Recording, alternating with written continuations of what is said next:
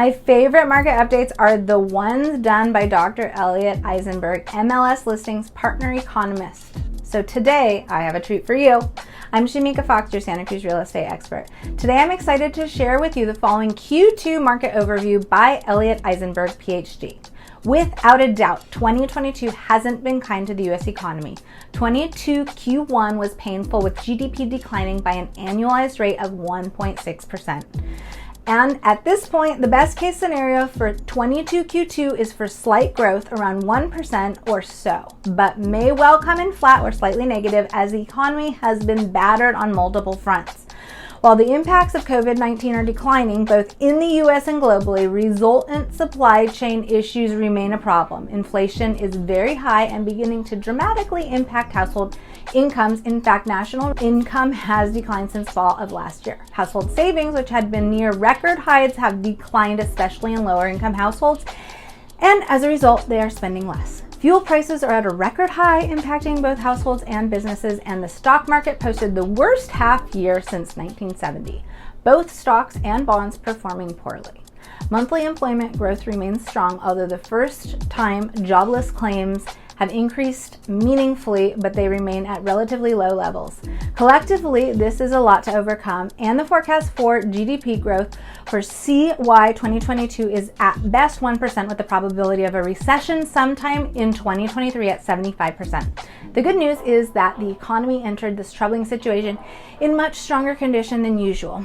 Corporate balance sheets are strong, household finances are objectively good, and banking institutions are solid. If we do in fact wind up in recession, this is in no way a repeat of the Great Recession of 2008-2009. I repeat, no way in repeat.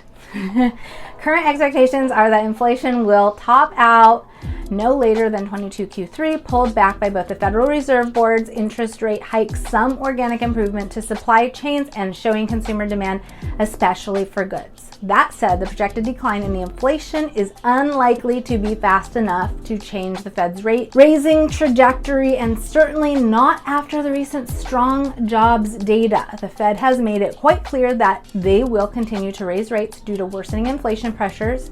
They have signaled plans to raise the Fed funds rate every 6 weeks for the near future, perhaps for as long as a year, with the next several hikes in the 0.5% to 0.75% range, and then 0.25% until the inflation target rate is in sight. If inflation data does not worsen, the Fed will not alter the current course, and as a result, 10-year Treasury and 30-year mortgage rates should not meaningfully change from where they are now. Of course, if inflation gets significantly worse, the Fed will tighten monetary policy further.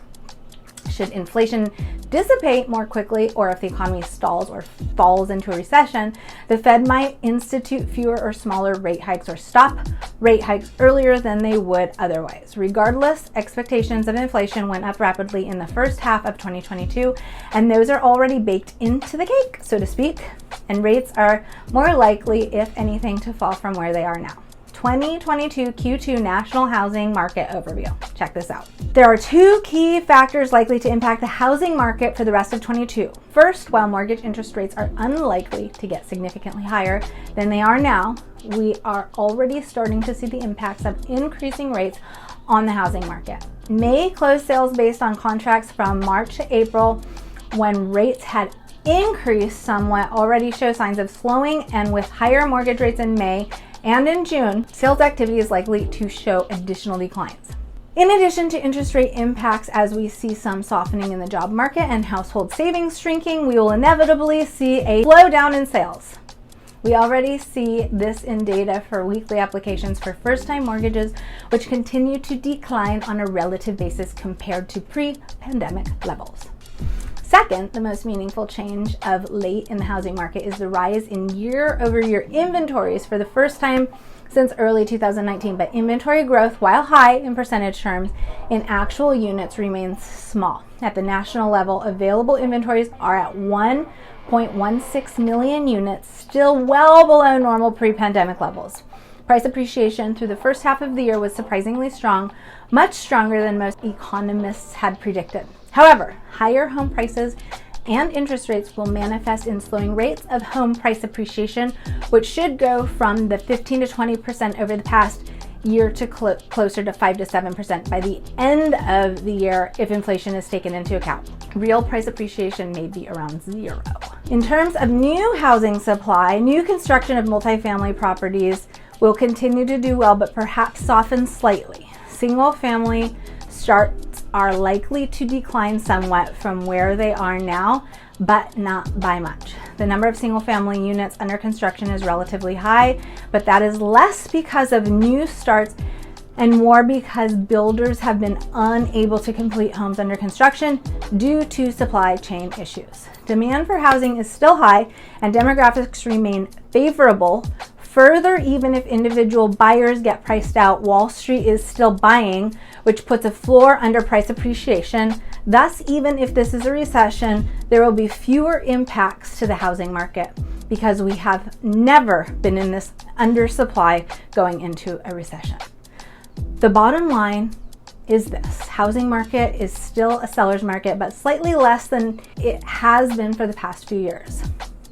2022 Q2 Regional Economic Overview. If 22 Q2 was unkind to the U.S. overall economy, the stock, financial, and capital markets have been especially unkind to the tech sector. Tightening financial conditions have made it much more difficult to raise capital, and as a result, venture capital deal making declined from $70 billion in 22 Q1 to just $47.5 billion in 22 Q2. IPOs have declined precipitously and SPACs have collapsed. Bond yield spreads between investment grade and non-investment grade have increased significantly. Crypto values declined by $2 trillion from the peak and are under $1 trillion for the first time in years.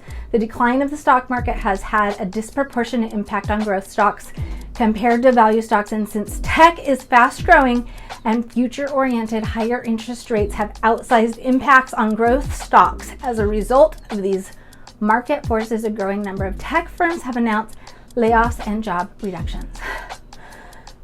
The evolution of return to work policies will continue to play an outsized role in areas surrounding San Francisco. San Francisco is one of the cities most adversely impacted by COVID-19 and still has one of the lowest ratios of workers who have returned to the office on a regular basis. There seems to be a consensus that while the financial sector is more likely to pull employees back into the office, the tech sector is likely to see more employees remaining in a work-from-home environment. Much will depend on how employers are able to lure employees back to the office, because as employees are able to decouple work from life, there is a flight to lifestyle. The MLS listings area has and will continue to benefit from employees who have or can move out of the San Francisco area and into the desirable lifestyle areas surrounding. An additional trend to watch will be to see if some of the political and court decisions in the national arena will lead some tech firms to rethink location out of California. 2022 Q2 Regional Housing Market Overview and Highlights. In the MLS listings area, 22 Q2 followed the national script of a slightly slowing housing market. Price appreciation remains solid, although it has slowed noticeably compared to prior quarters, and sales are down demonstrably compared to the overheated past several years. For the first time in a very long time, overall sales volume compared to last year is down. Importantly, year-over-year active inventories are beginning to rise and month supply of available inventory rose. That said, average days on market declined compared to 21 Q2, and the percent of list price received at sale remains above 100%, demonstrating that despite rising interest rates and high prices, buyers are still willing to pay a premium to get a home under contract. As Dr. Eisenberg notes, while inventories have improved, they remain very tight. The next variable to monitor is days on market, which should begin to exhibit year-over-year increases. That will be another sign of a slightly less frenetic market. Once again, median home prices in the MLS listings area rose to record highs. San Mateo County had the highest median single-family home price at $2,103,000, a 7.8% gain since last year. Santa Clara County saw the highest rate of year-over-year price appreciation, and the median single-family home price of $1.88 was 12.9% more than last year. Single-family prices in San Benito County rose 12.2% to $857,980, and prices in Santa Cruz rose 8.4% to $1.35. The Monterey's median single-family home rose to $875, was up 2.9 from last year.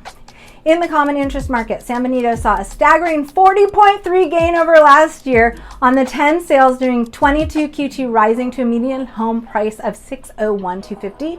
The most expensive townhouse and condos are in Santa Clara County, where the median price is $1,037,862, which is up 15%. Prices in Santa Cruz County rose by about 15% last year to $863. In San Mateo County, prices rose 7.4% to $1,020,000, and in Monterey County, they're up 4.1% to $635. Single family dipped 20 to 25% around the region in San Benito County, seeing 25.9% decline. In Monterey County, sales declining by the smallest year-over-year percentage of 19.8%. Common interest market generally saw larger year-over-year declines in closed sales despite rising prices. The dip in sales caused overall sales volume to decline across the region compared to years' overheated market. While the number of new listings declined across the region compared to last year, the larger slowdown in sales pushed year-over-year single-family inventory levels up. Single-family inventories rose by the largest percentage in Santa Clara County, where there was a 50.3% increase in active listings. Active listings in San Mateo County rose 20.3%, and they rose by 10.5% in San Benito County. Active inventories were nearly flat in Monterey County and declined by 2% in Santa Cruz County. Still, inventories remain tight with about 2.5 months supply of single-family homes in Monterey and San Benito counties, about 2 months of inventory in Santa Cruz County, and 1.4 months in San Mateo and Santa Clara counties.